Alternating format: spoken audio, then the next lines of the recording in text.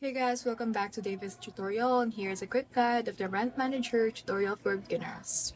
If you want to manage your properties efficiently, then here's a quick guide to the Rent Manager. So on your dashboard, you can after logging in, the dashboard show keys data like vacancies, delinquencies, and service issues at a glance.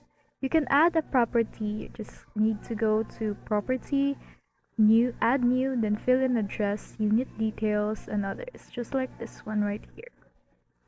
And you can have a tenant management where under tenants you can view lease info, post charges, and process payments.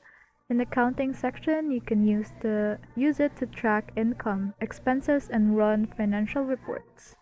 You also have the work orders, and so you can submit and monitor maintenance tasks in services, then go to work orders.